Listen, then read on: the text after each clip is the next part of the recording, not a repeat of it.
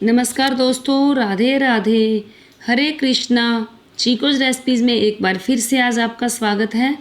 तो आज मैं आपको सुनाऊंगी पुरुषोत्तम महात्म्य का 9वां अध्याय। तो अध्याय शुरू करने से पहले अगर आपने अब तक मेरा चैनल सब्सक्राइब नहीं किया है तो उसे सब्सक्राइब कर लें और साथ में जो बेल आइकन नज़र आ रही है उसको टैप ज़रूर करें ताकि मेरी हर वीडियो की नोटिफिकेशन आप तक सबसे पहले पहुँचे।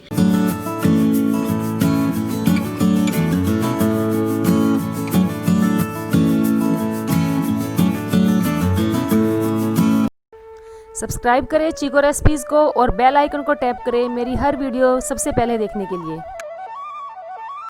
तो चलिए सुनाती हूँ कि 9वां अध्याय जो कि इस प्रकार से है।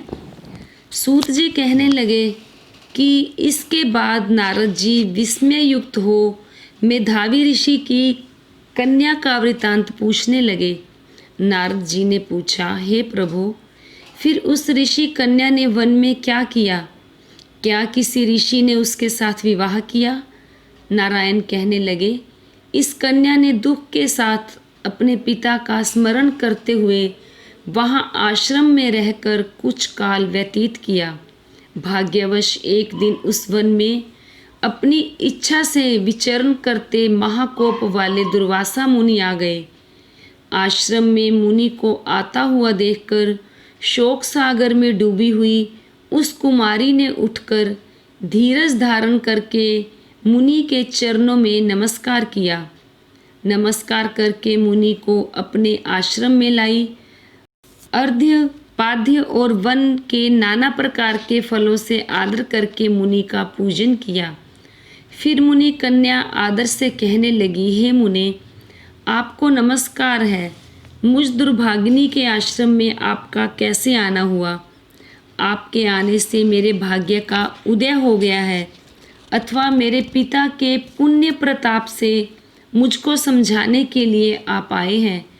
आप जैसे महात्माओं के तीर्थ रूपी पांवों के रज कण को स्पर्श कर मेरा जन्म सफल हो गया है। जो आप जैसे महात्माओं का मुझे दर्शन हुआ। इस प्रकार कहकर यह बाला उनके आगे चुपचाप होकर बैठ गई।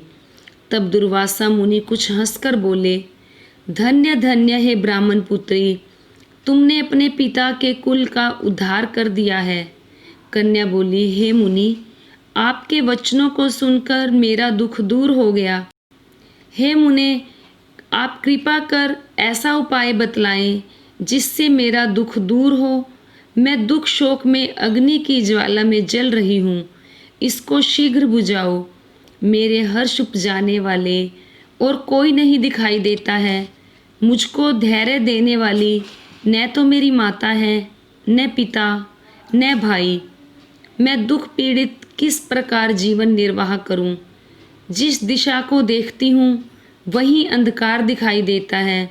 अतः हे तपोनिधे, मेरे दुख को दूर करने का उपाय जल्दी करिए। ऐसा कहकर वह बाला उनके आगे बैठ गई। दुर्वासा मुनि उसके उपाय के लिए सोचने लगे।